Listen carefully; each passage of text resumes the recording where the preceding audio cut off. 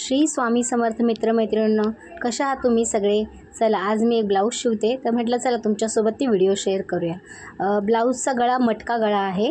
तर मी अस्तर आणि कापड दोन्हीही कापून घेतलेलं आहे मटक्या गळ्याच्या शेपमध्ये। आणि आता ते दोघं एकमेकांवर ठेवून आपण त्याला शिलाई मारून घेऊया। हे बघा, अशा पद्धतीने शिलाई मारायची। कापड व्यवस्थित करतच सरळ शिलाई मारून घ्यायची। तसेच आता आपण त्याला चारही बाजूने शिलाई मारून पॅक करून घेऊया। याला आपल्याला पलटी करायचं नाही आहे, आपण याला पाइपिंग करणार आहोत, त्यामुळे याला आपण चारही बाजूने शिलाई मारून घेऊ। हे बघा, अशा पद्धतीने आपण शिलाई मारून घेतलेली आहे। शिलाई मारताना कापड हाताने व्यवस्थित करायचं, जेणेकरून कुठेही प्लेट किंवा चुनी पडणार नाही। हे बघा, अशा प्रकारे आपण सगळीकडून चारही बाजूने शिलाई मारून घेतलेली आहे। त्याच्यानंतर जो एक्स्ट्रा कपडा असतो तो आपण कापून घेऊया, म्हणजे कसं व्यवस्थित फिनिशिंग दिसतं। अस्तरच्या मापाने आपण तो कपडा कापून घेऊया। नंतर आपण 4.5 इंचाचा एक टक्स मारून घेणार आहोत। दोन्ही साईडला कमरेच्या बाजूने आपण टक्स मारून घेणार आहोत। हे बघा, त्यानंतर आता आपण पाइपिंग कापून पाइपिंग जॉईंट करून घेणार आहोत। जवळजवळ 1.5 इंचाचा कापड आहे आणि एकदम अशी क्रॉस झाली पाहिजे पाइपिंग। हे बघा, अशा पद्धतीने आपण पाइपिंग करूया। दोन्ही कापड एकत्र घ्यायचे पाइपिंगचं आणि ती तशी फिरवत जायची आहे। जसा गळा आहे त्या हिशोबाने ती पाइपिंग फिरवायची आहे। थोडी लावताना थोडी खेचून लावली ना की तिथे एकदम फिनिशिंग व्यवस्थित चांगली येते।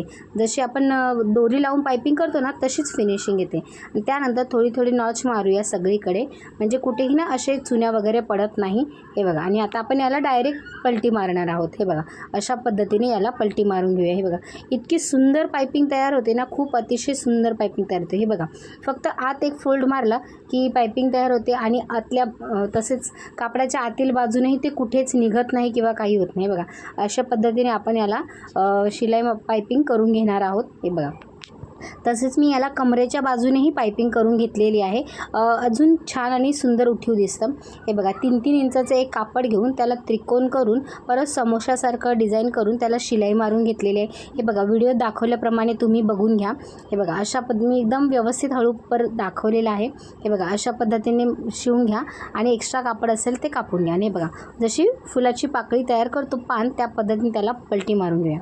तसे हे बघा, हे पाइपिंगसारखाच क्रॉस कपडा घेतलेला आहे, आपण कॉन्ट्रास्टमध्ये कपडा घेतलेला आहे आणि त्या दोघांना हाताने आपल्याला शिवून घ्यायचं आहे, खालील बाजूने शिवून घ्यायचं आहे। व्हिडिओ दाखवल्याप्रमाणे तुम्ही बघा। कदाचित माझ्या बोलण्यामध्ये थोडा फरक पडू शकतो किंवा माझे बोलताना मी अडकळते आहे, त्यामुळे काही शब्द चुकू शकतात, पण तुम्ही व्हिडिओ दाखवल्याप्रमाणे जर बनवलं तर तुमची कुठेही चूक होणार नाही आणि ब्लाऊज अतिशय सुंदर पद्धतीने तयार होईल।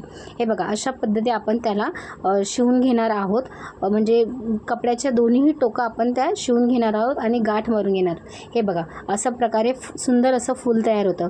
ते फूल आणि पाकळ्या तयार झालेल्या आहेत। हे बघा, आता आपण याला लावून घेऊयात। ब्लाऊजला असं हाताने या 2 पाकळ्या अशा लावून घ्यायच्या आहेत। आपण मशीननेही लावू शकतो, पण मी इथे मणी लावत आहे, त्यामुळे ते मी हातानेच त्याला एकदम टाईट फिट शिवून घेत आहे।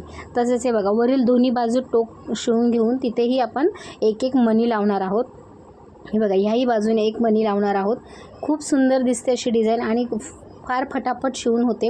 हे बघा, आता इथे 2 कळ्यांच्या मध्ये आपल्याला एक फुलाची पाकळी लावायची आहे, फुलाची डिझाईनचा कापड लावायचा आहे। बघा, परत त्याच्यावरती ह्या 2 परत पाकळ्यांचे डिझाईन लावायचे आहे आणि मणी लावायचे आहे। अशा पद्धतीने आपल्याला हे पूर्ण ब्लाऊजमध्ये व्यवस्थित लावून घ्यायचं आहे।